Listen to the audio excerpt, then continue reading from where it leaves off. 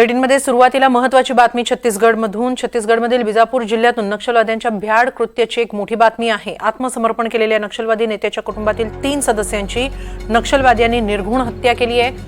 बिजापूरच्या पेड्डा कोरमा गावात नक्षलवाद्यांनी एका विद्यार्थ्यासह 3 जणांची हत्या केली आहे। जिंगू मोडियम, सोमा मोडियम आणि अनिल माडवी अशी मृतांची नावे आहेत। याशिवाय नक्षलवाद्यांनी 7 गावकऱ्यांना बेदम मारहाण करून त्यांना जखमीही केलंय। याशिवाय नक्षलवाद्यांनी 12हून अधिक ग्रामस्थांचं अपहरण केल्याचंही सांगितलं जातंय। याबाबत अधिक माहिती घेऊया आमचे प्रतिनिधी मनीष रक्षमवार यांच्याकडून। मनीष, काय नेमकं घडलंय?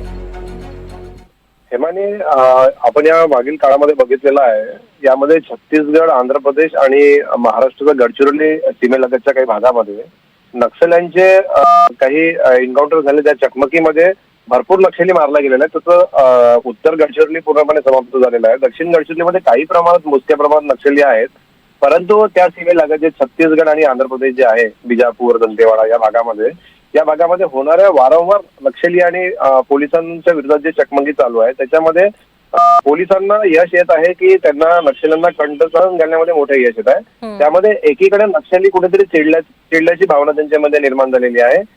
लोकांमध्ये त्यांच्याविषयीचा एक राग निर्माण होत आहे, त्यामुळे लोक त्यांना सपोर्ट करत नाही। त्याकरिता ते आता काहीतरी आपली दहशत फैलावावी म्हणून त्या पद्धतीने ते कृत्य करत आहेत। अशीच एक घटना आज घडलेली आहे छत्तीसगडमधील बिजापूर जिल्ह्यामध्ये। नक्षलवाद्यांनी आत्मसमर्पण केलेल्या नक्षलवादी नेत्यांच्या कुटुंबातील 3 सदस्यांना मारलेला आहे। त्याच्यामध्ये त्यांची गळा दाबून हत्या करण्यात आलेली आहे आणि ही घटना पेड्डा कोरमा गावात तेथील आहे आणि तिथे त्यांनी एका विद्यार्थ्याला सुद्धा मारलेला आहे। त्या मृतकामध्ये जिंगो मेडियम, सोमा मेडियम आणि अनिल मडावी अशी मृतांची नावे आहेत। याशिवाय 7 गावकऱ्यांना सुद्धा त्यांनी बेदम मारहाण केलेली, कारण की नक्षलवाद्यांना आता गावकरी सपोर्ट करणं बंद केलेलं आहे। त्याच्यामुळे त्यांच्या मनात ते सोडायची भावना निर्माण झालेली आहे आणि एक प्रकारचा राग निर्माण झालेला आहे। वारंवार सरकारकडून आत्मसमर्पित नक्षल्यांना बक्षिसं दिल्या जात आहे, मोठ्या मोठ्या स्कीम देत आहे।